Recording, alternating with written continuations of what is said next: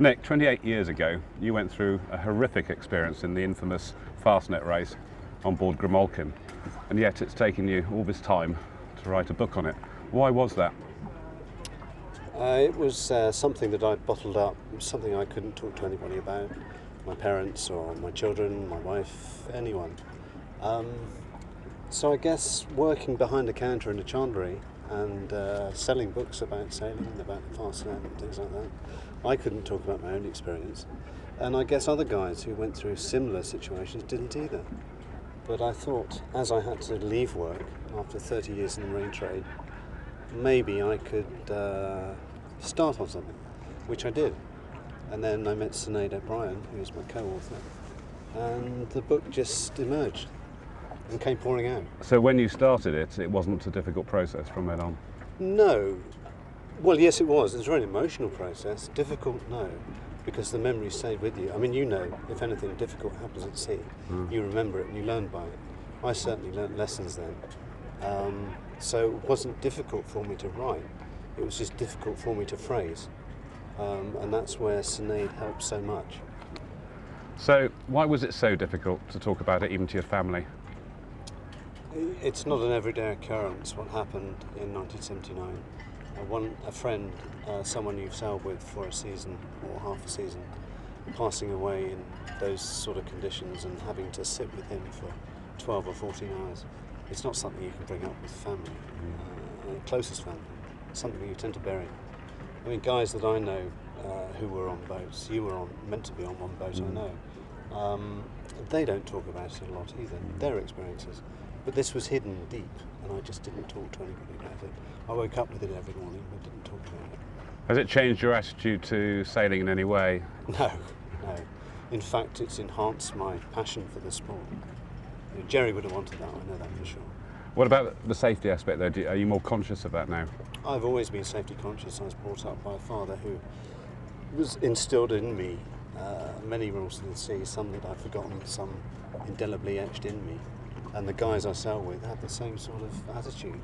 So no, it's a passion, and the Fastnet taught a lot of people a lot of lessons, but there are still lessons to be learned. As a chandler, or an ex-chandler, I could teach more lessons. I've got a few interviews to do to the public, and I want to try and get across how important it is to check things like jackstays and check things like lifelines. Obvious things to you and me, but it needs to be emphasised all the time. I find it amazing that you've got back on board Grimalkin. We saw you sailing on her today. She's no trouble. She's like a friend, particularly with the owner she's got at the moment. She's become like my sister, you know. I can joke with my sister.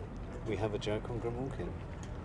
And she's just a fantastic boat from a great stable on Holland. And built by Cameron Nicholson, who I work for. So cool. She's a great boat. And what about the crew that you sailed with at the time? Is it true that you haven't talked together as a crew about what happened then? Yes, it is true. They've got on with their own lives, as I have. They have families, I believe. I have my own family. I've got 2 children. So we have jobs. And we've never had the opportunity to speak. I have nothing to talk about, really. I've said it in the book, and I've explained that in the book for them to read. If we meet subsequent to the book, that's fine with me. So you're sailing on Grimalkin, but would you do the Fastnet again? I thought you'd ask that question. My wife rang me just about 5 minutes ago, and she said, when are you coming home? And I felt like saying, well, 2010. I've discussed it both with the guys on the boat and my wife and my doctor. And yeah, I'd love to do it. And if I don't sail on the Fastnet, then I'd love to be part of the support team for Grimalkin. But I'd rather get round the rock and come back to Plymouth. It's been a lifelong dream. Well, I gather the book is doing incredibly well, and I've heard talk that it might even be made into a film. Is that true? Well, the pat answer would be say ring my agent, which is pompous, but I believe there have been talks about a film. I would hate to be a typical film that's over-dramatised. I would like it to be almost a documentary of what happened. I like telling the truth. Well, I'm really looking forward to reading the book, and it's been a privilege to talk to you. Thank you, Nick. Very much.